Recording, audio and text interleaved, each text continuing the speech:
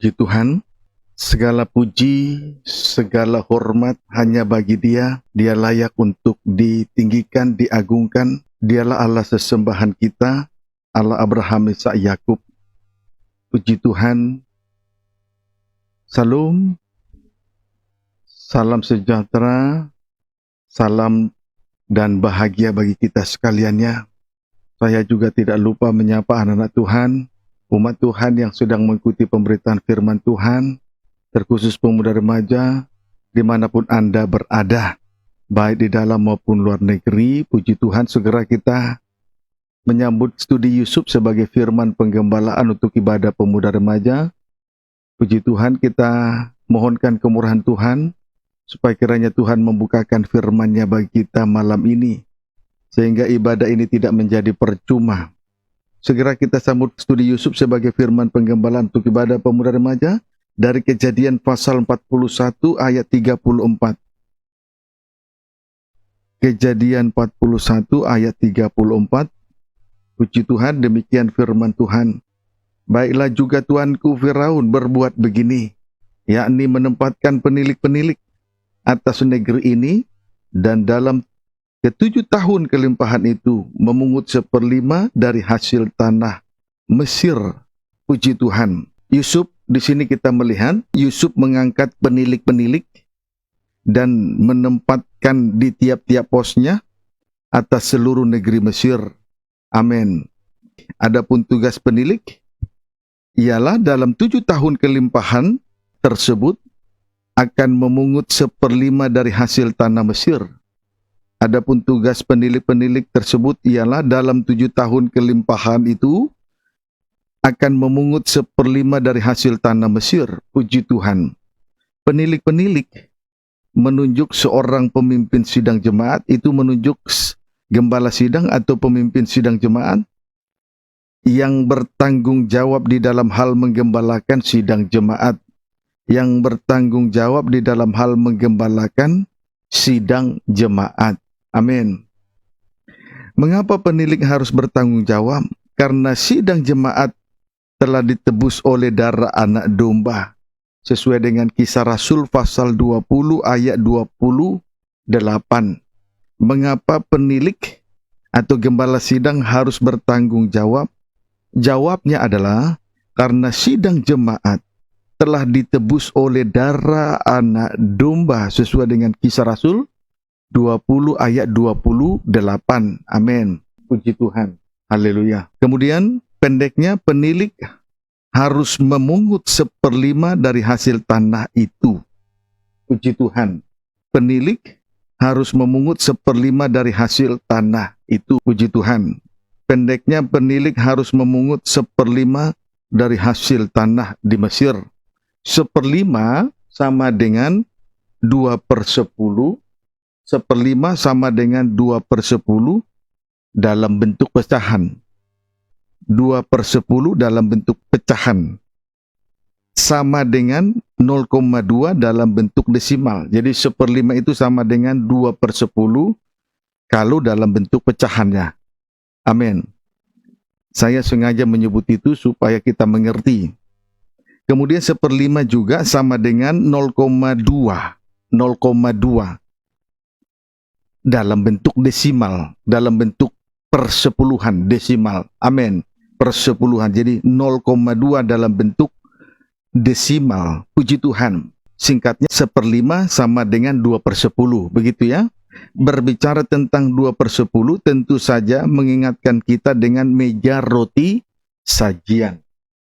Mengingatkan kita dengan meja roti sajian. Semua bisa melihat ya? Puji Tuhan. Mengingatkan kita 2/10 tentu saja mengingatkan kita dengan meja roti sajian. Berkaitan dengan hal itu, kita segera membaca Imamat pasal 24 ayat 5 sampai dengan ayat yang ke-6.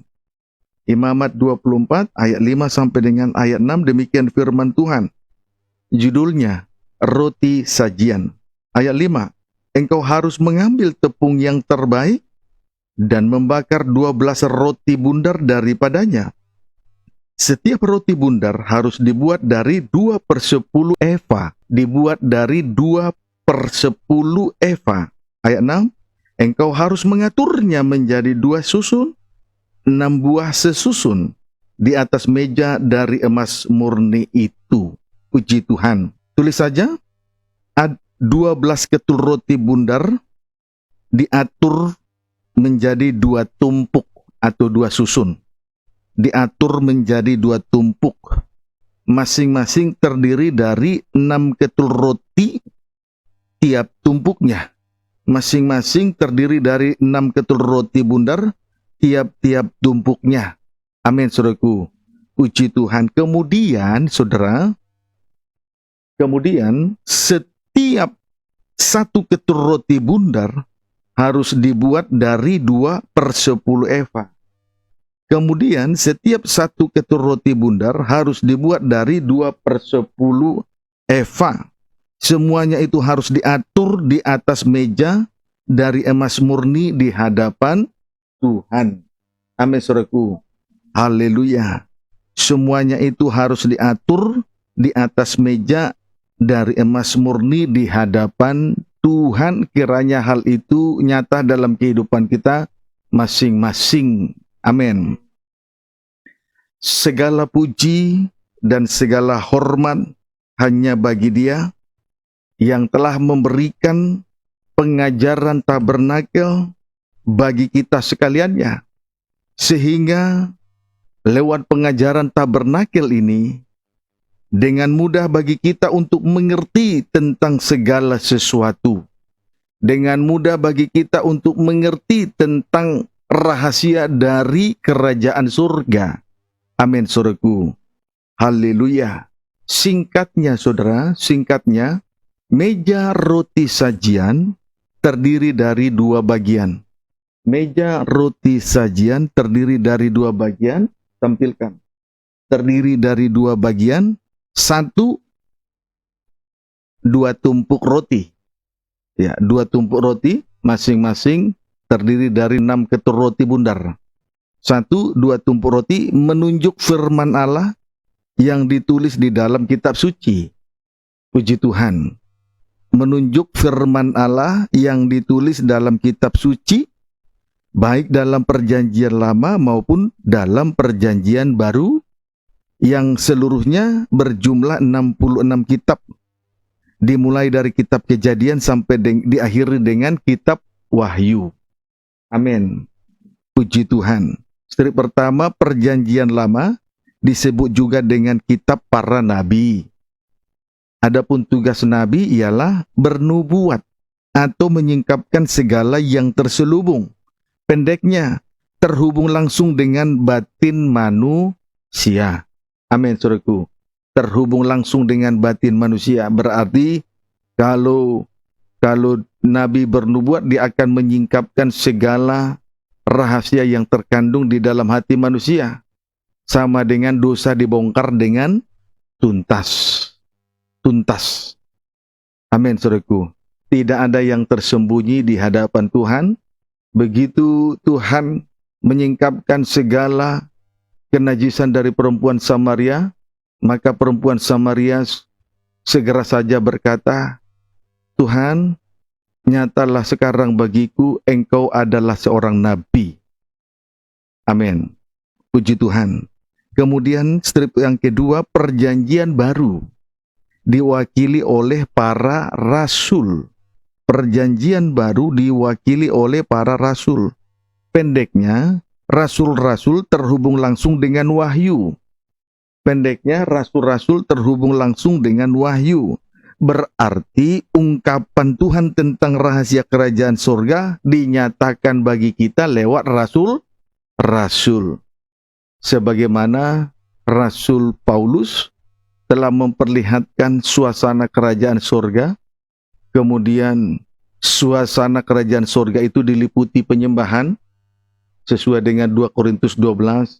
Kemudian sebagaimana Rasul Yohanes di Pulau Patmos, Tuhan memperlihatkan surga, pintu surga terbuka bagi Rasul Yohanes, dan melihat keindahan suasana surga, dan suatu tahta di dalamnya, terdiri di dalamnya, dan seorang duduk di atasnya. Puji Tuhan. Amin. Puji Tuhan. Jadi ungkapan Tuhan tentang rahasia kerajaan surga dinyatakan kepada kita lewat rasul-rasul. Puji Tuhan. Betapa dahsyatnya kalau dua pengajaran ini disatukan, itulah pengajaran Nabi dan pengajaran Rasul. Betapa dahsyatnya. Itulah sebabnya saya katakan di atas tadi bahwa kita tentu saja patut bersyukur kepada Tuhan karena lewat pengajaran tabernakel semuanya menjadi indah. Semuanya menjadi indah. Kita dengan mudah mengerti tentang segala perkara. Dengan mudah kita mengerti suasana di bumi dan di surga. Sekalipun saat ini kita belum melihat seperti apa surga secara kasat mata. Itu yang pertama, 2 tumpuk roti. Kemudian yang kedua, meja. Tadi meja roti sajian terdiri dari 2 bagian. Satu bagian yang pertama 2 tumpuk roti. Yang kedua mejanya, meja. Jelas itu menunjuk hati manusia. Meja jelas itu menunjuk hati manusia yang menjadi tempatnya firman Allah. Yang menjadi tempatnya firman Allah sesuai dengan Amsal 3 ayat 3 dan Amsal 7 ayat 1-3 dan 2 Korintus 3 ayat yang ke-3. Amin, saudaraku. Puji Tuhan. Amsal 3 ayat 3, kemudian Amsal 7 ayat 1-3, kemudian 2 Korintus 3 ayat yang ke-3. Puji Tuhan. Haleluya. Baik. Jadi, singkatnya, hati manusia menjadi tempatnya firman Tuhan. Hati manusia menjadi tempatnya firman Tuhan. Dan kalaupun kita selain tempatnya firman Tuhan, kita juga berpegang kepada firman Tuhan, dan itu juga merupakan kewajiban bagi manusia. Puji Tuhan. Sesuai dengan kerinduan dari Rasul Paulus, di dalam 2 Korintus pasal yang ke-6, ayat yang ke-11-13. 2 Korintus 6 ayat 11-13, judulnya jangan ada lagi noda kekafiran. Ayat 11, hai orang Korintus, kami telah berbicara terus terang kepada kamu. Hati kami terbuka lebar-lebar bagi kamu. Dan bagi kamu ada tempat yang luas dalam hati kami. Tetapi bagi kami hanya tersedia tempat yang sempit di dalam hati kamu. Ayat 13, maka sekarang supaya timbal balik, aku berkata seperti kepada anak-anakku, bukalah hati kamu selebar-lebarnya. Bukalah hati kamu selebar-lebarnya. Puji Tuhan. Saudara, jikalau Tuhan telah membuka hatinya dan menyatakan firman-Nya bagi kita, maka sebaliknya kita harus membuka hati lebar-lebar kepada hatinya Tuhan dan juga membuka hati kita lebar-lebar kepada firman Tuhan yang dinyatakan kepada kita. Amin, saudaraku. Pendeknya, sudah seharusnya ada hubungan timbal balik. Disebut juga dengan gayung yang tersambut. Gayung tersambut. Amin, saudaraku. Gayung disebut juga dengan gayung tersambut. Mazmur 145 ayat 8 sampai dengan ayat 9. Demikian firman Tuhan. Tuhan itu pengasih dan penyayang, panjang sabar, dan besar kasih setianya. Ayat 9, Tuhan itu baik kepada semua orang, saudara, dan penuh rahmat terhadap segala yang dijadikannya, saudara. Amin. Puji Tuhan. Haleluya. Tuhan itu pengasih dan penyayang. Tuhan itu panjang sabar dan besar kasih setianya. Amin. Dan besar kasih setianya. Kemudian Tuhan itu baik kepada semua orang tanpa terkecuali. Semua orang tanpa terkecuali. Besar, kecil, tua, muda, laki-laki, perempuan, hamba, merdeka. Tanpa terkecuali. Tuhan itu baik. Amin. Tuhan itu baik. Puji Tuhan. Haleluya. Tuhan itu baik. Tuhan itu pengasih dan penyayang, saudara. panjang sabar dan besar kasih setianya, saudara. Amin. Kemudian Tuhan itu baik kepada semua orang tanpa terkecuali. Puji Tuhan, kita bersyukur ya. Namun sekalipun demikian, jangan kita salah mengartikan panjang sabarnya Tuhan, serta kasih setia Tuhan yang besar, dan kebaikan hati Tuhan bagi kita. Jangan kita salah artikan. Puji Tuhan. Dengan jalan mengeraskan hati kita masing-masing. Jangan kita salah artikan panjang sabar Tuhan dengan jalan mengeraskan hati kita masing-masing. Tuhan memang baik. Kasih setianya dinyatakan bagi kita. Dia memang panjang sabar, tapi jangan salah mengartikan. Dengan jalan mengeraskan hati kita masing-masing.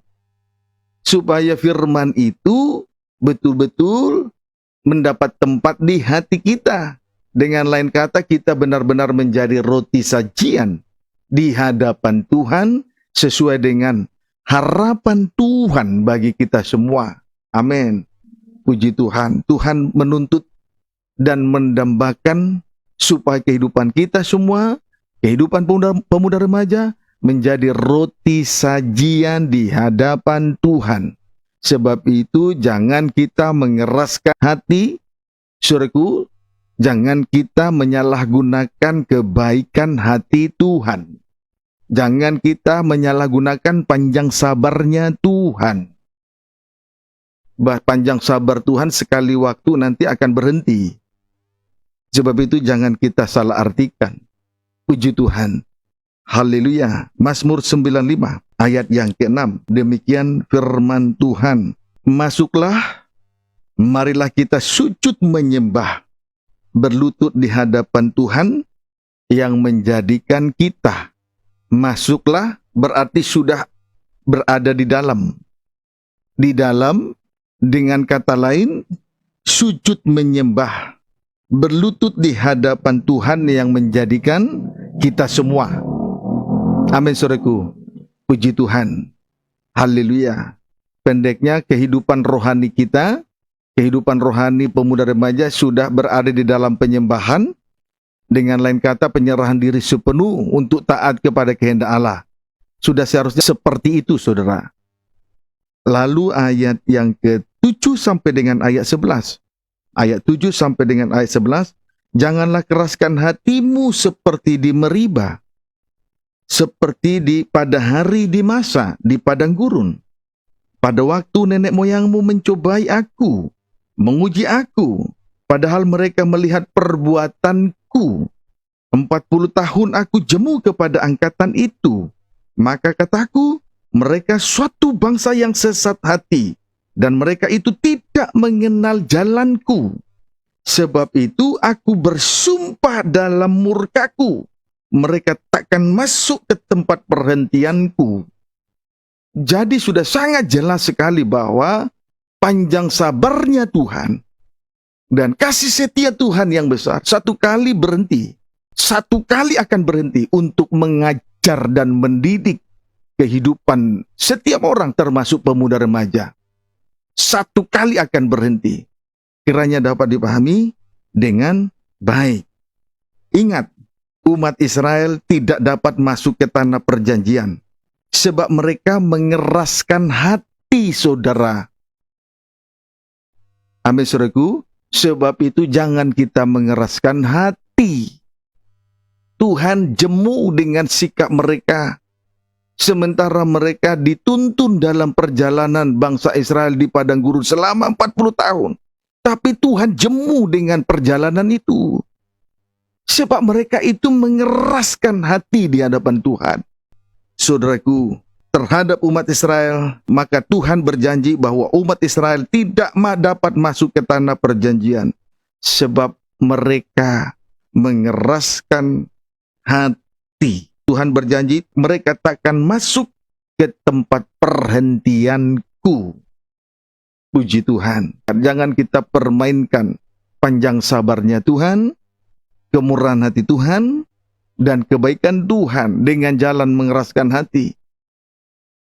Sebagaimana Tuhan mengatakan kepada bangsa Israel, mereka takkan masuk ke tempat perhentianku.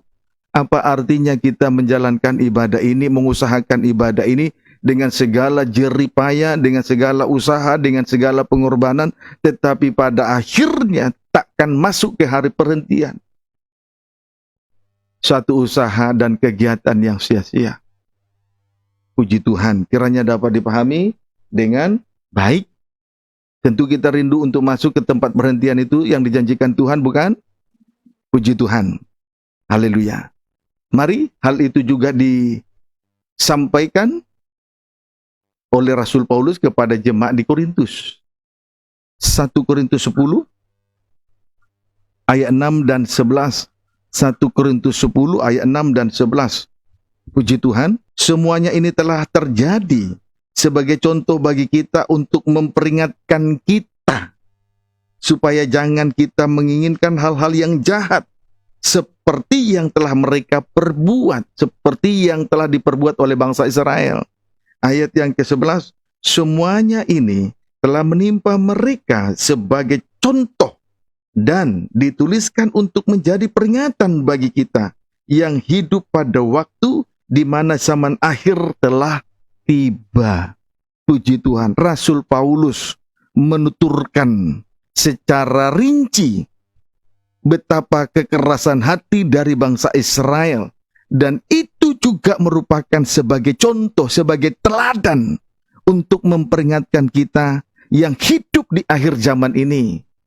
Amin, saudaraku, kekerasan hati dari bangsa Israel merupakan contoh, merupakan teladan untuk memperingatkan kita yang hidup di zaman akhir ini. Kiranya dapat dipahami dengan baik.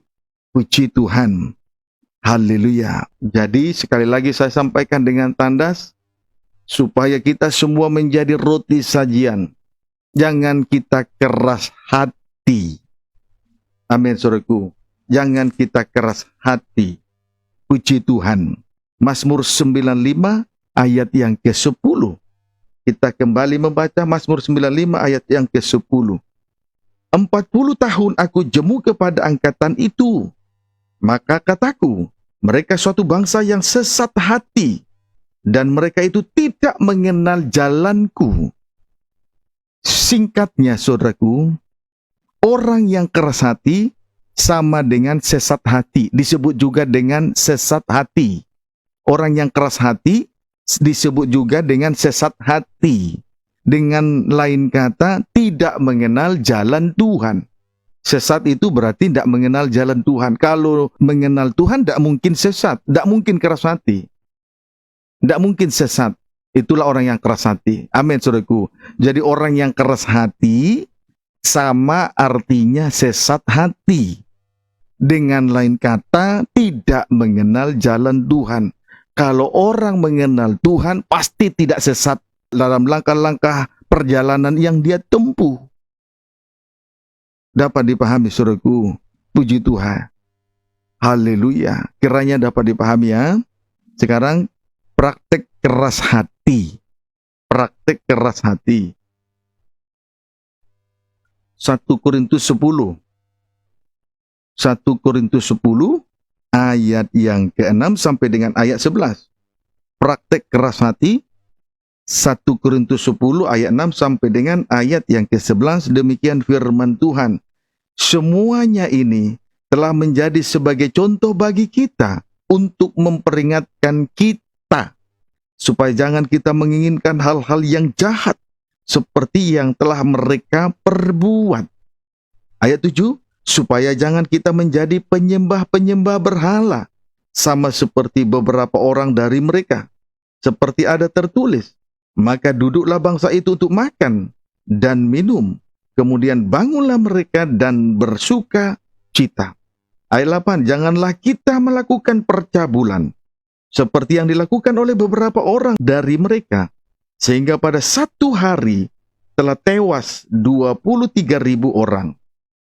Ayat 9, dan janganlah kita mencobai Tuhan, seperti yang dilakukan oleh beberapa orang dari mereka, sehingga mereka mati dipagut ular. Ayat 10, dan janganlah bersungut-sungut seperti yang dilakukan oleh beberapa orang dari mereka, sehingga mereka dibinasakan oleh malaikat maut. Jadi ayat 6 sampai dengan 10. Praktek kekerasan hati tadi sudah dibaca dari ayat 6 sampai dengan ayat 10. Rasul Paulus dengan jelas menuturkan secara rinci kekerasan hati dari bangsa Israel selama 40 tahun perjalanan mereka di padang gurun. Antara lain, 1 ayat 6. Bangsa Israel menginginkan hal-hal yang jahat. Ini kekerasan hati. Sementara dalam perjalanan 40 tahun di padang gurun, bangsa Israel menginginkan hal-hal yang jahat. Di sini tidak ditemukan secara rinci apakah yang disebut tentang hal-hal yang jahat itu. Namun kita bisa temukan itu di dalam Bilangan pasal yang ke-11. Ayat yang ke-4 sampai dengan ayat 6, demikian firman Tuhan. Orang-orang bajingan yang ada di antara mereka kemasukan nafsu rakus. Dan orang Israel pun menangislah pula serta berkata, siapakah yang akan memberi kita makan daging? Bangsa Israel menangis hanya untuk daging, loh saudara. Sambil berkata, siapakah yang akan memberi kita makan daging? Luar biasa loh saudaraku kalau saya baca ayat ini. Membaca ayat ini saya sudah bisa menggambarkan betapa luar biasanya kebodohan ini terjadi menimpa bangsa Israel. Kemudian ayat 5, kita teringat kepada ikan yang kita makan di Mesir dengan tidak bayar apa-apa, berarti gratis. Kepada mentimun dan semangka, bawang peri, bawang merah, dan bawang putih.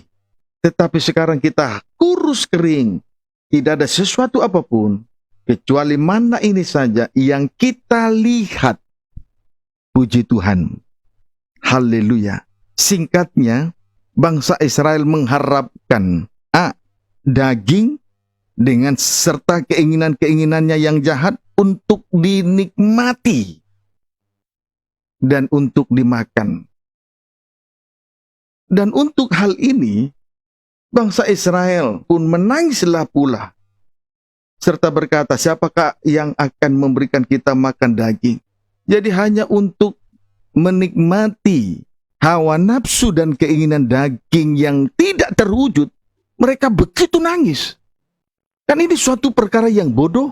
Ini pemikiran yang sudah sangat keliru sekali menurut saya. Loh saudara, hanya untuk hawa nafsu daging, mereka harus menangis begitu rupa. Kan ini kekeliruan yang luar biasa, kebodohan yang luar biasa. Kalau seandainya kita menangis karena masih ada dosa, karena kita telah berjuang, namun selalu gagal dan gagal, itu masuk akal. Tetapi menangis karena tidak terwujud hawa nafsu dan keinginan daging, ini kan suatu perbuatan yang bodoh. Menangis karena kejahatan dalam perbuatan daging, kan itu sudah bodoh sekali namanya. Sudah di luar akal sehat. Loh, bayangkan loh, camkan loh ini. Kalau menangis karena tidak terwujud keinginan daging, berarti di luar akal sehat loh saudaraku. Mengerti nggak maksud saya? Tidak terwujud daging, cita-cita daging, menangis loh. Kan bodohnya minta ampun. Berarti sudah kehilangan akal sehat. Tapi kalau kerinduannya untuk supaya hidup suci, tapi selalu saja ada yang menghalangi, untuk itu harus menangis. Itu akal sehat, yang itu yang benar. Dapat dipahami saudaraku. Puji Tuhan. Haleluya. Kemudian perlu juga untuk saya sampaikan, saya tambahkan. Saudara, jika Tuhan telah memimpin dan menuntun perjalanan rohani kita untuk dibawa masuk ke tanah perjanjian, itulah hari perhentian, hari yang ke-7, maka sudah seharusnya kita melangkah sesuai dengan ketetapan firman Allah, serta memberi diri dipimpin oleh Roh Tuhan, bukan lagi hidup menurut hawa nafsu dan keinginan daging. Amin, saudaraku. Perjalanan bangsa Israel di padang gurun itu gambaran dari perjalanan rohani dari gereja Tuhan di masa sekarang. Untuk dituntun dibawa masuk ke tanah perjanjian, itulah hari ke-7, hari perhentian, Yerusalem yang baru. Sudah seharusnya kita melangkah sesuai ketetapan firman dalam tuntunan Tuhan. Sudah seharusnya kita memberi diri dipimpin oleh Roh Tuhan, bukan lagi dipimpin oleh daging. Puji Tuhan, dapat dipahami? Kemudian B, bangsa Israel teringat dengan ikan yang dimakan di Mesir dengan gratis, tidak bayar apa-apa, dengan gratis. Puji Tuhan.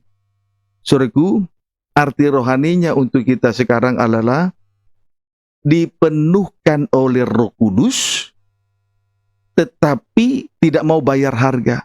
Menginginkan kepenuhan Roh Kudus, tapi tidak mau bayar harga. Itu kan sesuatu yang keliru. Sama seperti orang-orang di Mesir, maunya semuanya gratis, tidak mau bayar harga, tidak mau menyangkal dirinya, tidak mau memikul salibnya, tapi ingin dipenuhkan Roh Kudus. Ikan itu gambaran dari Roh Kudus. Kan itu sesuatu yang mustahil, saudara. Amin, saudaraku, sesuatu yang mustahil. Memang seorang hamba Tuhan, seorang imam, pelayan Tuhan harus penuh dengan Roh Kudus di dalam hal melayani pekerjaan Tuhan. Karena Roh Tuhan itu yang memberi kemampuan kepada dia. Sebagaimana pernyataan Zerubabel, Bupati Yehuda, di dalam hal membangun tabernakel. Dia berkata, bukan dengan keperkasaan, bukan dengan kekuatan, melainkan oleh Roh Tuhan. Jadi tidak boleh kita mengharapkan untuk dipenuhkan Roh Kudus, tetapi tidak mau bayar harga, tidak mau menyangkal diri, tidak mau pikul salib, tidak mau berkorban. Itu sesuatu yang keliru. Itu kan keinginan orang Mesir, gambaran dari dunia ini. Setiap orang yang hidup beribadah harus banyak menanggung penderitaan. Amin. Kemudian mereka juga teringat dengan antara lain mentimun dan semangka. Mentimun dan semangka. Saudaraku, dipenuhkan dengan firman, dipenuhkan dengan Roh Kudus, tetapi dengan cara yang murahan. Sebagaimana seorang petani dapat memetik mentimun di ladangnya, sebagaimana seorang petani yang bekerja di ladangnya seperti seorang petani yang memetik semangka. Amin, saudaraku. Tidak seperti itu. Kita mau dipenuhkan dengan firman, serta dipenuhkan dengan kasih Allah, seperti lingkaran daripada bulatan, lingkaran daripada semangka. Tapi dengan harga murahan, seperti murahnya seorang petani memetik semangka. Kita ingin dipenuhkan dengan firman Tuhan, tetapi dengan gaya yang murahan, seperti seorang petani memetik mentimun di ladangnya. Ini kan itu tandanya bahwa bangsa Israel tidak memiliki akal sehat. Sudah keliru mereka. Ini bagian dari perbuatan yang jahat yang dimaksud oleh Rasul Paulus yang dituliskan kepada jemaat di Korintus. Dapat dipahami. Kemudian mereka juga teringat dengan bawang pre, bawang merah, bawang putih.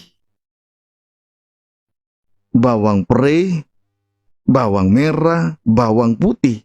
Sama juga ingin memiliki tabiat dari Allah Trinitas dengan mudah, seperti seorang petani mudah sekali memetik bawang pre, memetik bawang merah, memetik bawang putih di ladangnya. Amin, saudaraku. Puji Tuhan. Jadi bawang pre itu gambaran dari kehidupan yang dipenuhkan Roh Kudus, tetapi dengan cara sesuka hati. Amin. Kemudian bawang merah itu gambaran dengan orang yang ingin dipenuhkan dengan kasih Allah, tapi dengan cara yang murahan. Kemudian bawang putih itu gambaran dari seseorang yang ingin dipenuhkan dengan firman Tuhan, tetapi dengan cara yang gampangan, tidak mau bayar harga. Amin, saudaraku. Puji Tuhan. Ini perbuatan yang jahat. Tiadalah mungkin kita penuh dengan Roh Kudus kalau kita tidak mau bayar harga. Jangan buat diri ini seperti bawang pre. Tiadalah mungkin kita memiliki penuh dengan kasih Allah kalau kita tidak mau menyangkal diri memikul salib seperti bawang merah. Tiadalah mungkin kita penuh dengan firman Tuhan. Kalau kita tidak mau menyangkal diri memikul salib seperti bawang putih, kiranya dapat dipahami dengan baik. Amin, saudaraku. Puji Tuhan. Pendeknya, orang yang tidak mau menyangkal diri dan memikul salib, tidak mau bayar harga, hidup dengan gratisan, itu merupakan perbuatan jahat. Kiranya dapat dipahami dengan baik. Amin, saudaraku. Itu yang pertama. Sekarang yang kedua, penuturan yang kekerasan hati yang dituturkan oleh Rasul Paulus kepada jemaat di Korintus secara terperinci kita temukan kembali yang kedua di dalam 1 Korintus 10 ayat yang ke-7. Ini yang kedua, 1 Korintus 10 ayat yang ke-7. Saya baca kembali walaupun sudah dibaca tadi. Dan supaya jangan kita menjadi penyembah-penyembah berhala sama seperti beberapa orang dari mereka, seperti ada tertulis, maka duduklah bangsa itu untuk makan dan minum. Kemudian bangunlah mereka dan bersuka ria. Yang kedua, bangsa Israel menyembah patung anak lembu emas tuangan sama dengan menyembah berhala. Bangsa Israel jatuh dalam penyembahan berhala. Ini kekerasan di hati. Dalam perjalanan rohani untuk dituntun sampai ke Yerusalem yang baru, tetapi di tengah perjalanan jatuh dalam dosa penyembahan berhala, itu tanda kekerasan di hati. Amin, saudaraku. Sementara perjalanan untuk menuju tanah Kanaan, tanah yang dijanjikan, tapi di tengah jalan jatuh dalam penyembahan berhala, itu kekerasan hati. Berhala artinya segala sesuatu yang melebihi dari Tuhan. Umpama, kalau kita meninggalkan Tuhan, atau ibadah dan pelayanan karena sesuatu perkara, misalnya karena pekerjaan, karena bisnis, karena usaha, karena kuliah, karena apa saja perkara-perkara lahiriah di dunia ini, itulah yang disebut berhala, Tuhan-Tuhan kecil. Kalau Tuhan menjadi Allah yang lebih besar dari semua ini, maka perkara semua ini atau perkara di dunia ini tidak lebih berharga dari Tuhan, tidak lebih berharga dari ibadah dan pelayanan. Amin, saudaraku. Puji Tuhan. Kiranya dapat dipahami dengan baik. Akibat penyembahan berhala, di sini dikatakan bangsa Israel dikuasai oleh dosa makan minum dan kawin mengawinkan. Itulah puncak dosa. Dosa kenajisan merupakan puncak dosa. Puji Tuhan. Mereka bersuka cita, itu gambaran dari bahwa mereka jatuh dalam dosa kenajisan. Akibatnya mereka makan minum dan kawin mengawinkan, itu adalah dosa kenajisan, puncak dosa. Dapat dipahami, saudaraku.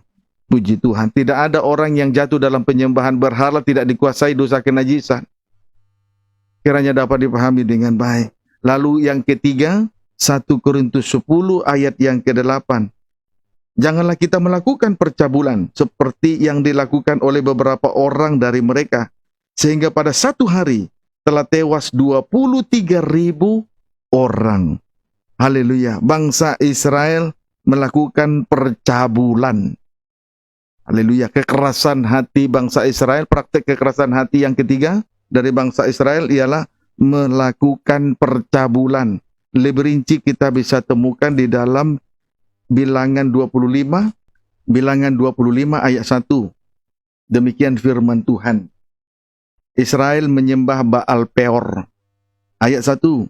Sementara Israel tinggal di Sitim, berkemah di Sitim, mulailah bangsa itu berzinah dengan perempuan-perempuan Moab.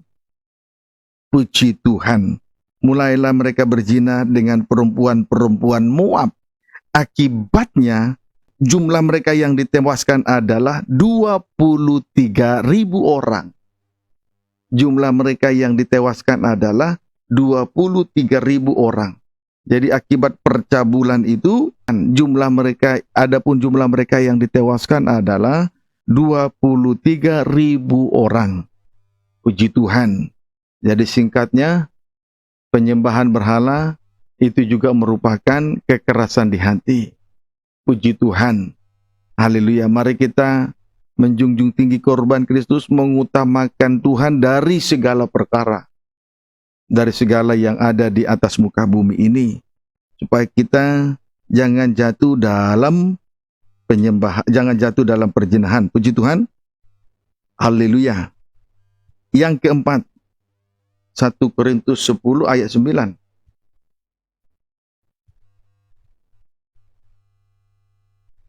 1 Korintus 10 ayat yang ke-9. 1 Korintus 10 ayat yang ke-9. Demikian firman Tuhan, dan janganlah kita mencobai Tuhan seperti yang dilakukan oleh beberapa orang dari mereka, sehingga mereka mati di pagut ular. Singkatnya, bangsa Israel mencobai Tuhan.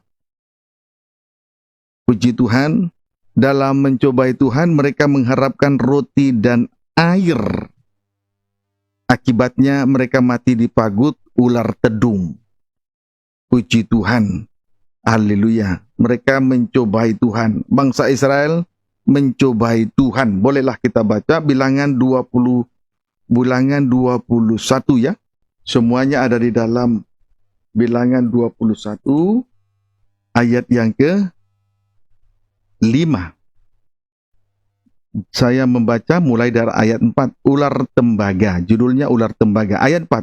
Setelah mereka berangkat dari Gunung Hor, berjalan ke arah Laut Teberau untuk mengelilingi tanah Edom, maka bangsa itu tidak dapat lagi menahan hati di tengah jalan. Tidak dapat lagi menahan hati di tengah jalan. Puji Tuhan, banyak orang Kristen ikut Tuhan, saudaraku, dalam perjalanan rohani mereka, sabar-sabar. Karena mungkin ada sesuatu yang diharapkannya. Tetapi manakala perkara itu tidak bisa diharapkan, meledaklah. Puji Tuhan, meledaklah hatinya itu. Tidak bisa lagi ditahan-tahan. Sehingga banyak di antara kita yang mengundurkan diri dari tengah-tengah ibadah dan pelayanan karena tidak mendapatkan apa yang diharapkannya. Akhirnya bangsa itu tidak dapat lagi menahan hati di tengah jalan. Hati-hati, kalau ikut Tuhan harus dengan ketulusan, kemurnian di hati, supaya jangan terjadi semacam ini. Lalu ayat 5, apa yang membuat mereka tidak dapat lagi menahan hati mereka? Jawabnya ada di ayat 5. Lalu mereka berkata-kata melawan Allah dan Musa. Ya, mengapa kamu memimpin kami keluar dari Mesir, supaya kami mati di padang gurun ini? Sebab di sini tidak ada roti dan tidak ada air. Dan akan makanan hambar ini kami telah muak. Bangsa Israel mencobai Tuhan. Mengapa? Mereka mengharapkan roti dan air. Mengapa mereka mengharapkan roti dan air? Karena mereka sudah muak dengan mana. Mereka menganggap mana itu adalah makanan hambar, sehingga mereka muak. Puji Tuhan, hambar itu berarti rasanya sudah tawar. Kalau kita sudah tidak lagi menikmati pembukaan firman Tuhan, ujung-ujungnya atau hambar namanya, sudah hambar namanya, ujung-ujungnya muak terhadap firman Tuhan. Padahal manusia bukan hidup dari roti, melainkan akan setiap perkataan-perkataan yang keluar dari mulut Allah. Amin, saudaraku. Sebab itu jangan kita mencobai Tuhan. Tuhan sanggup mengadakan yang tidak ada menjadi ada. Yang mati saja bisa dihidupkan dengan kuasa firman Allah. Sebab itu manusia tidak hidup dari roti saja, melainkan akan setiap perkataan yang keluar dari mulut Allah. Sebab itu jangan kita mencobai Tuhan. Mengapa mereka mencobai Tuhan? Karena rupanya mereka sudah muak dan mereka menganggap roti mana itu sebagai makanan yang hambar. Tidak ada lagi rasanya, tidak berfaedah, tidak bermanfaat bagi mereka. Puji Tuhan. Nah, ini loh orang yang suka mencobai Tuhan, muak terhadap firman Tuhan. Bagi mereka rasanya hambar. Puji Tuhan. Sekalipun berita firman disampaikan begitu rupa, tetap saja bagi mereka hambar. Karena mereka sudah muak terhadap firman Tuhan. Seolah-olah manusia hidup dari roti semata. Kiranya dapat dipahami dengan baik. Amin, saudaraku. Puji Tuhan. Amin. Puji Tuhan. Haleluya. Jangan kita mencoba itu Tuhan. Sebab Tuhan sanggup mengadakan yang tidak ada menjadi ada. Jangan kita mencobai Tuhan. Haleluya. Kemudian yang kelima, kita baca kembali 1 Korintus 10 ayat yang ke-10. Demikian firman Tuhan, janganlah bersungut-sungut seperti yang dilakukan oleh beberapa orang dari mereka, sehingga mereka dibinasakan oleh malaikat maut. Singkatnya, bangsa Israel bersungut-sungut. Singkatnya, praktek kekerasan hati yang kelima, bangsa Israel bersungut-sungut. Bangsa Israel bersungut-sungut. Ini merupakan praktek kekerasan hati bangsa Israel yang kelima. Peristiwa ini terjadi pada saat Bani Korah dan kroni-kroninya menuntut pangkat imam kepada Musa. Menuntut pangkat imam kepada Musa. Sebenarnya suku Lewi telah diberi kesempatan untuk melayani Tuhan dan mengatur segala perkara yang ada di dalam ruangan suci bersama dengan imam Tuhan. Namun masih saja Bani Korah dan kroni-kroninya menuntut pangkat imam kepada Musa. Ini namanya gila hormat di dalam melayani pekerjaan Tuhan. Dapat dipahami, saudaraku. Inilah kekerasan hati bangsa Israel yang kelima. Jangan kita bersungut-sungut. Jangan kita menuntut pangkat imam. Sesungguhnya, jangankan melayani Tuhan. Diberi saja kesempatan bagi kita untuk berdiri di hadapan tata kasih karunia dengan lain kata, berada di tengah-tengah ibadah dan pelayanan, itu adalah kemurahan dari hati Tuhan. Sementara kemurahan hati Tuhan adalah lebih dari hidup. Hati-hati loh ya. Jangan kita suka menuntut pangkat imam, diberi kesempatan melayani adalah kemurahan hati Tuhan. Dapat dipahami, saudaraku. Puji Tuhan. Haleluya. Nah, 1 Korintus 10 ayat yang ke-11.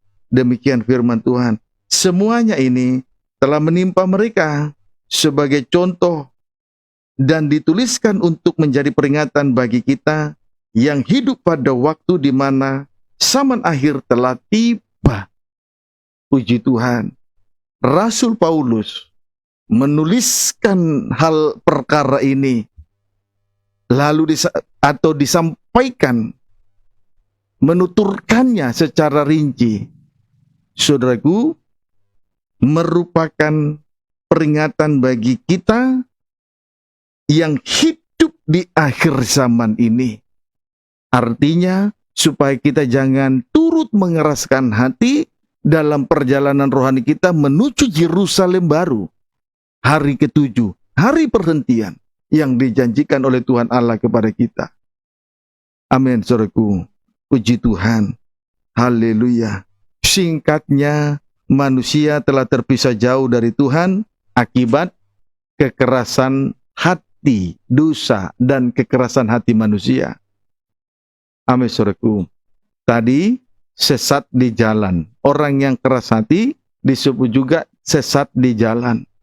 Kalau kita sesat di jalan, saudaraku, perhatikan. Apa itu namanya? Bujur sangkar kah?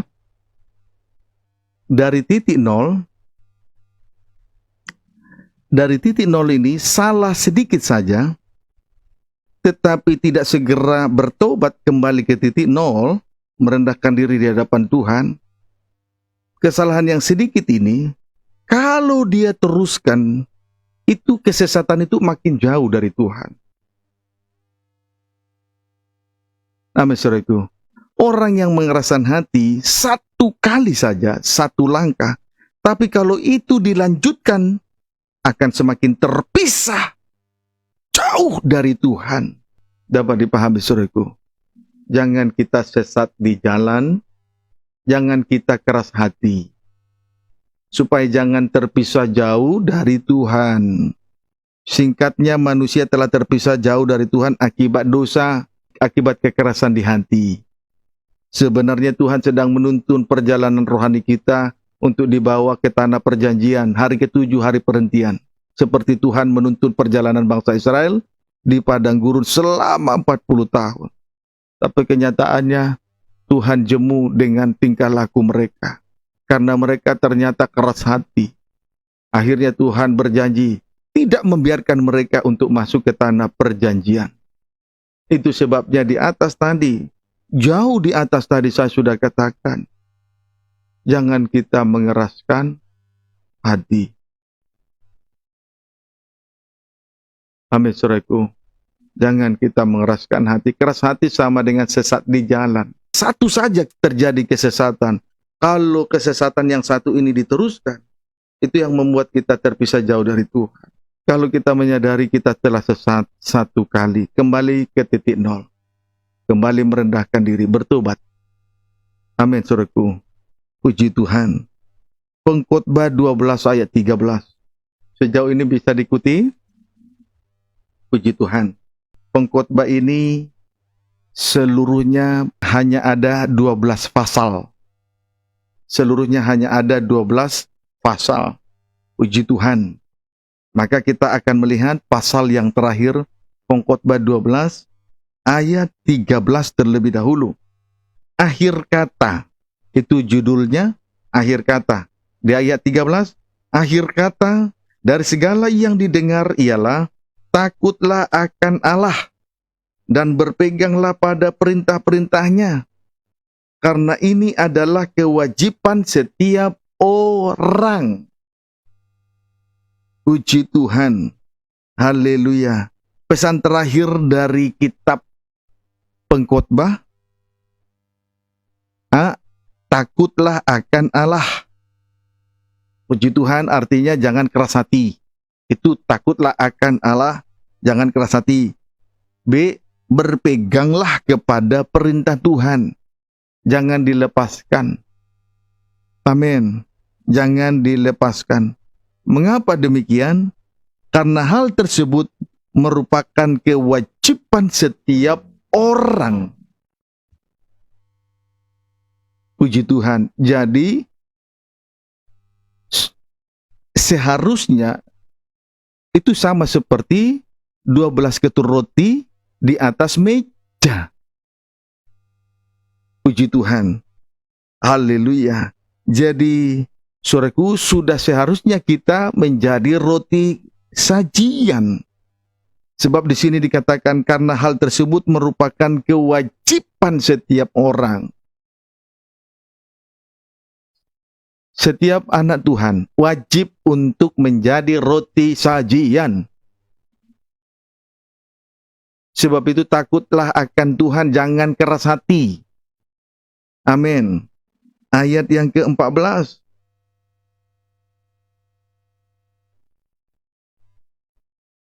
Karena Allah akan membawa setiap perbuatan ke pengadilan yang berlaku atas segala sesuatu yang tersembunyi. Entah itu baik, entah itu jahat. Haleluya. Pada akhirnya, setiap orang akan diadili sesuai dengan perbuatannya. Puji Tuhan. Pada akhirnya, saudaraku, setiap orang akan diadili, saudaraku. Diadili di hadapan tahta Tuhan dalam kemuliaannya. Amin, saudaraku. Maka tidak ada yang tersembunyi di hadapan Tuhan. Haleluya. Entah itu baik, entah itu jahat, tidak ada yang tersembunyi di mata Tuhan. Amin, saudaraku. Puji Tuhan. Mazmur 128 ayat yang pertama, demikian firman Tuhan. Mazmur 128 ayat 1. Berbahagialah setiap orang yang takut akan Tuhan, yang hidup menurut jalan yang ditunjukkannya. Puji Tuhan. Takut akan Tuhan berarti hidup menurut jalan yang ditunjukkan Tuhan. Amin, saudaraku. Takut akan Tuhan berarti hidup menurut jalan yang ditunjukkan Tuhan. Haleluya. Orang yang tidak takut akan Tuhan, orang yang keras hati, sama dengan sesat hati. Dengan lain kata, sesat di jalan. Kalau kita melangkah dalam kesesatan, makin lama, makin jauh terpisah dari Tuhan. Amin, saudaraku. Sebab itu, kalau memang kita menyadari diri sudah semakin jauh terpisah dari Tuhan, maka kita kembali lagi untuk melihat tentang roti sajian. Jalan keluarnya. Kita kembali melihat tentang roti sajian. Jalan keluarnya. Imamat 24 ayat yang kelima. Imamat 24 ayat yang kelima. Demikian firman Tuhan. Engkau harus mengambil tepung yang terbaik dan membakar 12 roti bundar daripadanya. Setiap roti bundar harus dibuat dari 2/10 eva. Puji Tuhan. Haleluya. 12 ketur roti bundar dibuat dari 2/10 eva. Amin. 12 ketur roti bundar dibuat dari 2/10 eva. Kemudian diolah dari tepung yang terbaik. Jadi 12 ketur roti bundar takarannya 2/10 eva. Amin, saudaraku. Dibuat atau takarannya dari 2/10 eva. Diolah dari tepung yang terbaik. Amin, saudaraku. Berarti tepung dari gandum yang berasal dari gandum tersebut terlebih dahulu dihancurkan atau digiling menjadi halus. Itu tepung yang terbaik. Amin, saudaraku. Jadi tepung yang berasal dari gandum tersebut terlebih dahulu dihancurkan atau terlebih dahulu digiling menjadi halus.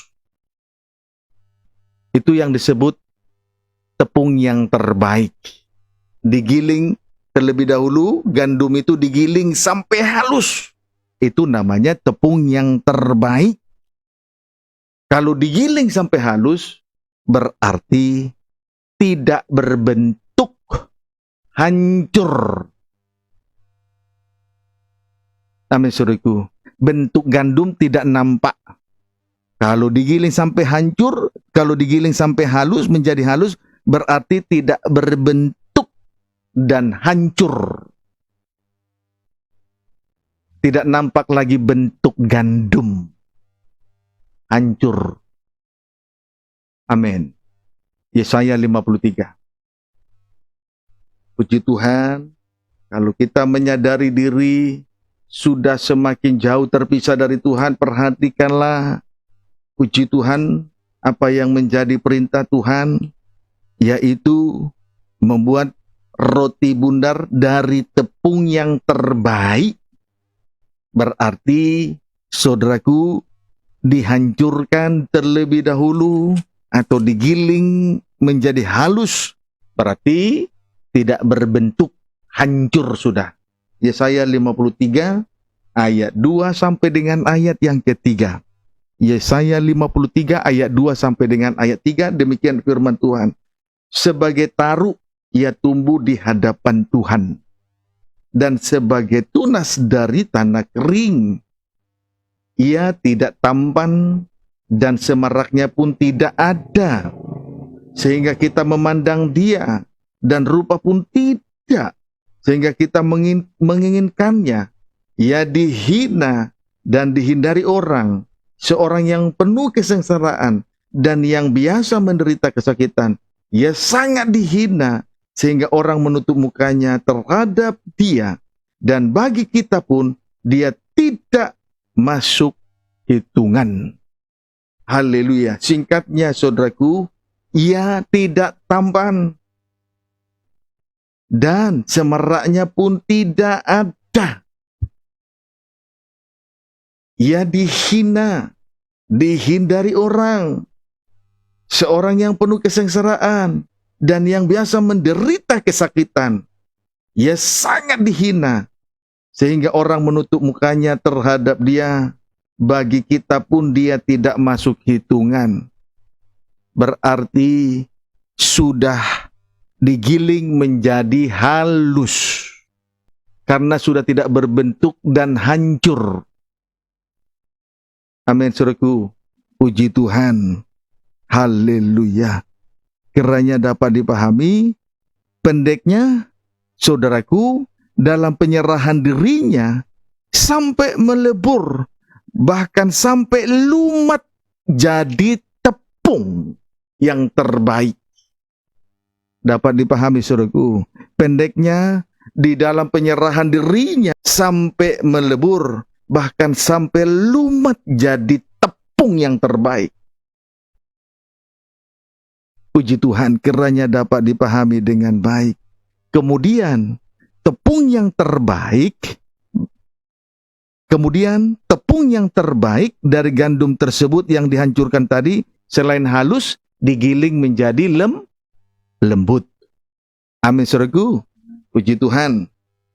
Haleluya. Itulah yang disebut tepung yang terbaik. Digiling sampai halus, sampai tidak berbentuk, hancur sudah. Kiranya dapat dipahami dengan baik. Haleluya. Kemudian tepung yang terbaik dari gandum tersebut dihancurkan, digiling menjadi lembut. Injil Matius 11 ayat 29. Injil Matius 11 ayat 29. Pikul yang kupasang dan belajarlah kepadaku, karena aku lemah lembut dan rendah hati, dan jiwamu akan mendapat ketenangan. Puji Tuhan, saudaraku, digiling sampai halus, digiling sampai lembut, menggambarkan bahwa Yesus Kristus adalah pribadi yang lemah lembut dan rendah hati. Amin, saudaraku. Puji Tuhan. Suatu sifat atau karakter yang suci dan sempurna. Puji Tuhan, suatu sifat atau karakter yang suci dan sempurna. Itulah sebabnya Yesus Kristus rela turun ke dunia ini untuk menyelamatkan manusia yang sudah terpisah jauh dari Tuhan akibat dosa. Bahkan Yesus rela menjadi korban pendamaian karena dosa manusia. Amin, saudaraku. Puji Tuhan. Jadi digiling halus, bahkan lumat menjadi tepung yang terbaik. Itulah suatu sifat atau karakter yang suci dan sempurna dari pribadi Yesus Kristus sebagai tepung yang terbaik. Amin, saudaraku. Puji Tuhan. Kiranya dapat dipahami dengan baik. Marilah kita memiliki tabiat, sifat atau karakter yang suci dan sempurna. Mau melebur, bahkan menjadi lumat untuk menjadi tepung yang terbaik. Kiranya dapat dipahami dengan baik. Amin, saudaraku. Ini karakter yang suci dan sempurna. Suratan 1 Yohanes 2. Suratan 1 Yohanes pasal yang kedua, ayat 1 sampai dengan ayat yang kedua, demikian firman Tuhan. Kristus pengantara kita. Ayat 1, anak-anakku, hal-hal ini kutuliskan kepada kamu, supaya kamu jangan berbuat dosa. Namun, jika seorang berbuat dosa, kita mempunyai seorang pengantara pada Bapa, yaitu Yesus Kristus yang adil. Puji Tuhan, ayat 1 ini memberi suatu jaminan, memberi suatu kepastian bagi kita semua untuk tetap mengikuti Tuhan. Kalaupun kita diajar untuk memiliki karakter yang suci dan sempurna, yaitu dengan segala kerelaan menyerahkan dirinya untuk menjadi tepung yang terbaik, berarti rela dihancurkan, digiling sampai halus. lumat menjadi tepung yang terbaik, itu merupakan jaminan dan kepastian dari Tuhan bagi anak-anak Tuhan. Amin, saudaraku. Ayat yang kedua, perhatikan baik-baik, ia adalah pendamaian untuk segala dosa kita. Dan bukan untuk dosa kita saja, tetapi untuk dosa seluruh dunia. Dia rela menjadi tepung yang terbaik untuk dosa manusia, untuk dosa saya, untuk dosa saudara, untuk dosa kita semua. Karena ternyata manusia itu keras hati. Dengan lain kata, sesat hati, sesat di jalan. Kalau satu kali sesat, lalu sekalipun kesesatan itu satu, kalau dilanjutkan terus tidak berhenti, akan semakin terpisah jauh dari Tuhan. Tapi Yesus rela menjadi tepung yang terbaik. Ini sifat karakter yang suci dan sempurna. Miliki karakter ini. Kalau memang kita menyadari diri sebagai manusia berdosa, mari kita beri diri untuk diperdamaikan. Karena tepung yang terbaik telah diberikan kepada kita malam ini. Karena menurut kerelaan dan penyerahan dirinya dinyatakan kepada kita. Dialah tepung yang terbaik. Halus. Berarti hancur. Tidak berbentuk lagi. Dia dihina. Orang tutup muka. Tidak ada yang menyukai. Tidak berbentuk. Kemudian juga digiling sampai lembut. Ini juga merupakan karakter yang suci dari Yesus Kristus oleh karena penyerahan dirinya. Puji Tuhan. Saatnya kita mau berdamai dengan Tuhan. Bawa dirimu untuk berdamai dengan Tuhan. Karena hari-hari ini adalah hari-hari terakhir. Biarlah kiranya firman ini mendarah daging dalam kehidupan kita. Sementara kita dalam perjalanan rohani kita menuju hari perhentian tanah yang dijanjikan oleh Tuhan, Yerusalem yang baru. Jangan mengeraskan hati kita masing-masing. Jadi, sebagaimana sifat dan keadaan tepung yang terbaik, demikian juga tabiat dari Yesus Kristus. Amin, saudaraku. Puji Tuhan. Mari kita ikuti teladan yang seperti ini. Bukan teladan dalam kekerasan hati bangsa Israel. Tuhan Yesus memberkati kita masing-masing.